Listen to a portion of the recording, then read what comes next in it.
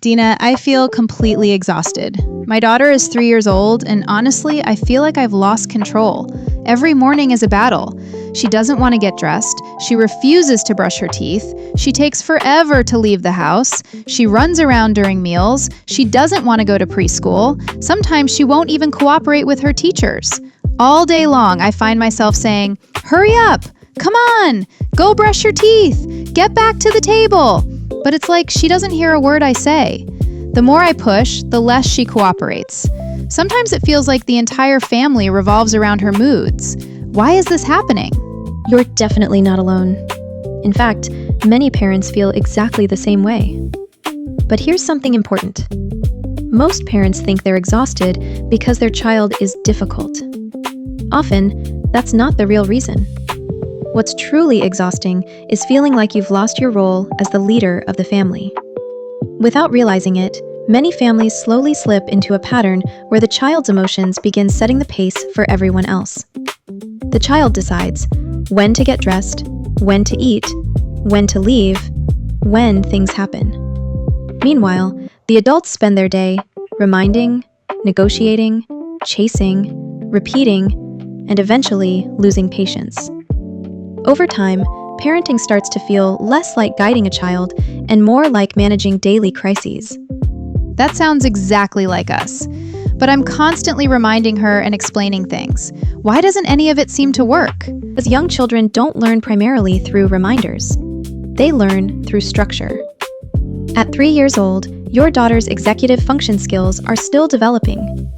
She's not yet naturally able to switch tasks easily, manage time, follow multi-step routines, or organize herself the way adults can.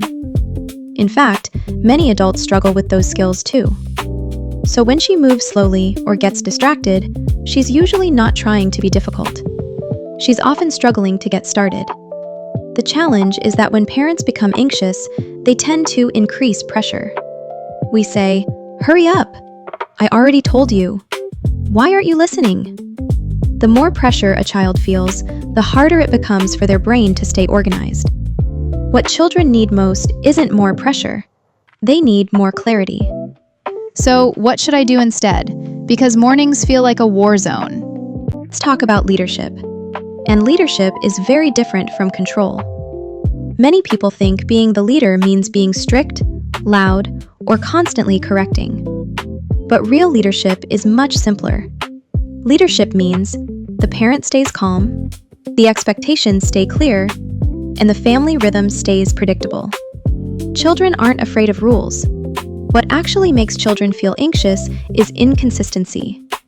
One day something is allowed, the next day it isn't. One day a tantrum changes the outcome, the next day it doesn't. When children don't know what to expect, they naturally start testing boundaries. Not because they're bad, because they're looking for stability. That makes a lot of sense. So how do I create that stability?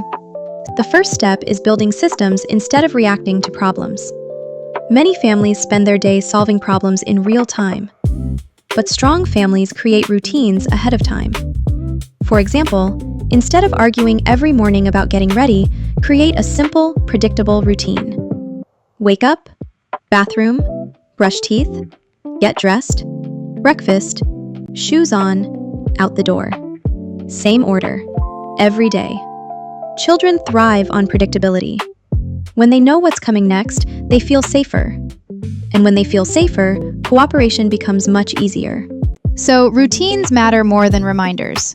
Exactly. And there are 3 things that help families most. 1. Consistent routines. Children feel secure when life feels predictable. Regular routines reduce power struggles and help build executive function naturally.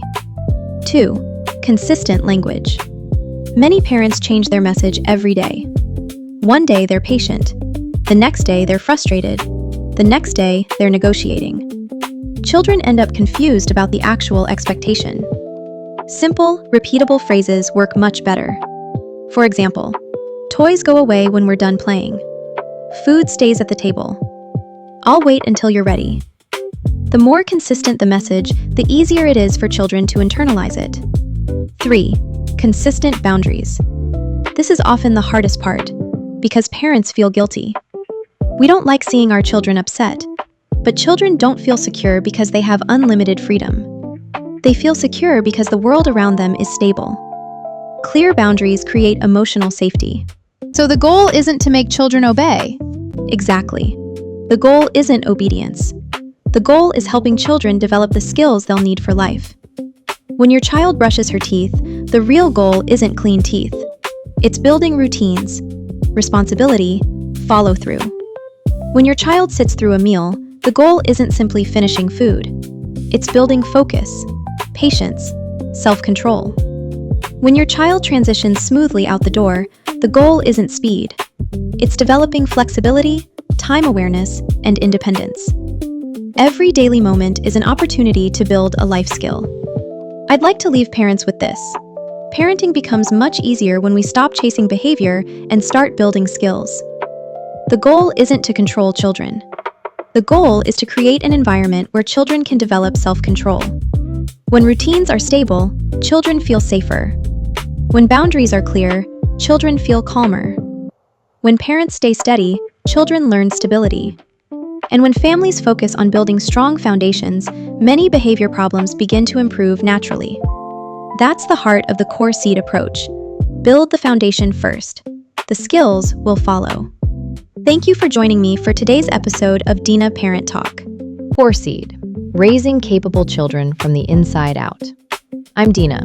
See you next time. For more parenting content, subscribe to the Dina Parent Talk YouTube channel. To schedule a consultation with Dina, please scan the QR code on the screen.